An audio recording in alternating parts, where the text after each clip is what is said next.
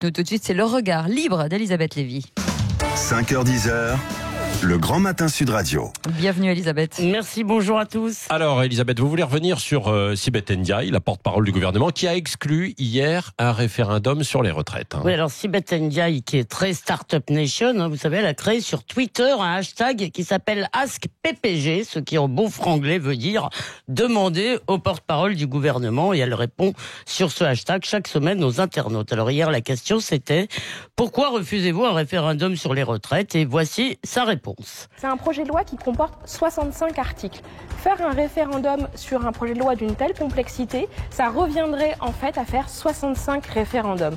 C'est la raison pour laquelle nous avons souhaité qu'il puisse y avoir un débat parlementaire qui soit riche. Et dans une démocratie représentative, les députés, les sénateurs sont là pour relayer la voix des citoyens.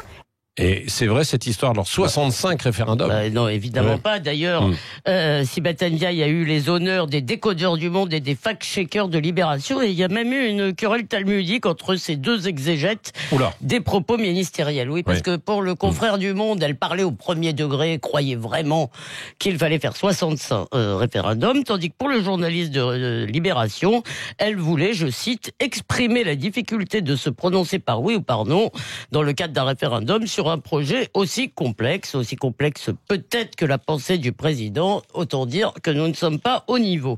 Alors Sibeth Ndiaye est peut-être évidemment trop jeune pour avoir voté sur les 248 articles du traité de Maastricht, mais que je sache, elle n'a pas connu Napoléon et elle a bien dû en entendre parler. Oui. Alors il faut qu'elle sache, en 92, vous vous en rappelez peut-être, cher Patrick, l'opinion éclairée s'étonnait déjà que le populo élu ait même peut-être compris ce traité complexe. Oui. Donc on pourrait soumettre la réforme des retraites au référendum alors. Oui, alors juridiquement sans aucun problème, on n'a même pas besoin de l'usine à gaz du RIC.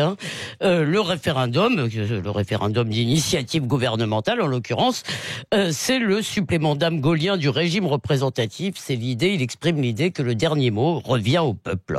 Alors l'article 11 de notre Constitution donc recense les cas dans lesquels le peuple peut donc être consulté sur des textes particulièrement importants. À titre d'exemple, en 62, les Français ont décidé d'élire leur président de la République au suffrage universel direct et ça a changé profondément le visage du régime.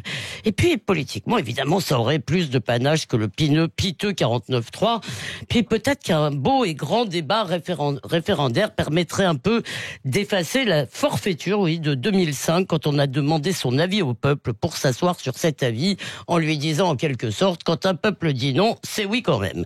Alors, ça a laissé chez les Français une très grande défiance, une très grande amertume. Et depuis le référendum, c'est un sujet sensible parce que c'est le symbole de la trahison des élites. Alors, franchement, je ne crois pas que Macron fera ce pari risqué. En attendant, ce serait bien que sa porte-parole évite de dire trop fort que nous sommes trop stupides pour avoir un avis intelligent sur un texte que son gouvernement n'a pas été fichu de ficeler en 2 ans. Voilà, c'est dit. La parole libre d'Elisabeth Lévy, chaque matin, c'est à 8h15.